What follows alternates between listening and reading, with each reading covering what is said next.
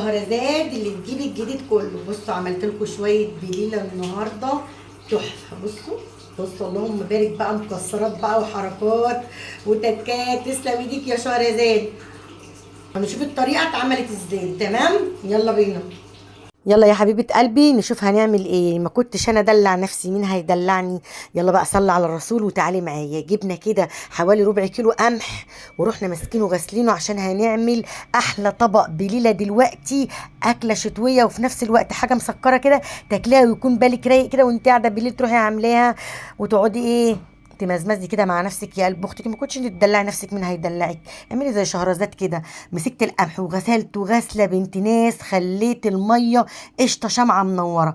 ورحت جايه عامله ايه يا شهرزاد تاني؟ جبت القمح زي ما انتم شايفين ورحت جايه غاليه ميه في الكتل ونازله على قلب القمح. ليه يا شهرزاد عملت كده؟ ما انت غسلتيه. لا، علشان انا سبت الميه المغليه دي فيه حوالي 10 دقايق لحد ما بردت، وبعد كده صفيتها وحطيت له ميه نضيفه تاني ورحت حاطاه على الولعه. خد معايا 40 دقيقه واستوى ونفش زي ما انتم شايفين كده، نفش خالص وبقى ايه يعني الكميه اتضاعفت. تمام.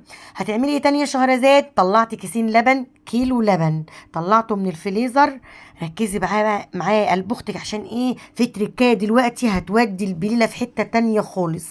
جبت كيلو اللبن وفتحته اكياس وفضيته في قلب الحله وقلت هعمل ايه يا شهرزاد؟ هحطها على النار بس يا دوبك تفك كده اللبن وايه واخده معايا. وجبت حله واسعه قلت هحط فيها البليل عشان الحله دي صغيره. تمام.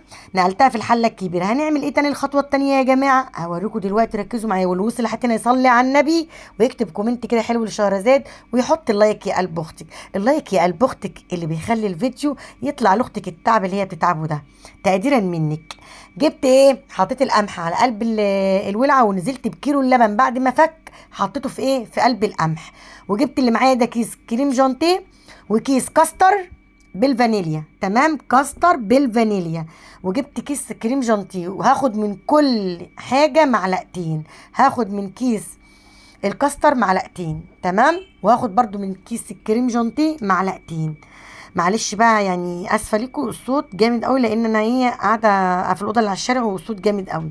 المهم خدت معلقتين من الكاستر ومعلقتين من ايه من الكريم جانتيه. وخدت كمان حوالي ربع معلقه نشا صغيره، يعني ترطفت المعلقه نشا. هو ده المكون بقى اللي هيخليك البله بتاعتك يا دوبك كده تبقى حلوه كده سميكه كده شويه تحفه.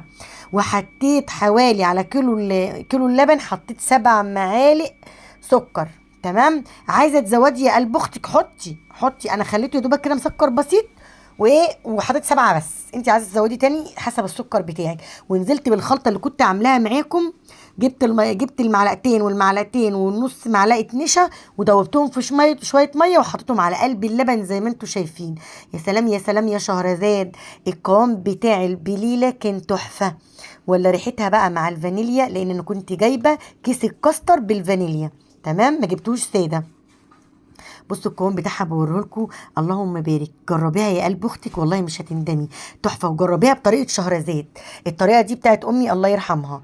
واوعى تنسوا تدعوا لامي بالرحمه طالما سيرتها جت في الفيديو. الله يرحمها ويحسن اليها ويرحم امواتنا جميعا. والمهم جبت بقى الكاسات بتاعتي وعبيت البليله. مش قادره اقول لكم كانت ريحتها وطعمها كان عامل ازاي. اللهم بارك، كانت جميله جميله جميله. يا بنتي قلت لك دلعي نفسك، ان ما كنتيش انت تدلعي نفسك محدش هيدلعك. اقعدي كده ومزمزي بقى مع نفسك، امسكي طبق كده واقعدي قدام المسلسل وايه وكلي واشربي كده وروقي على حالك.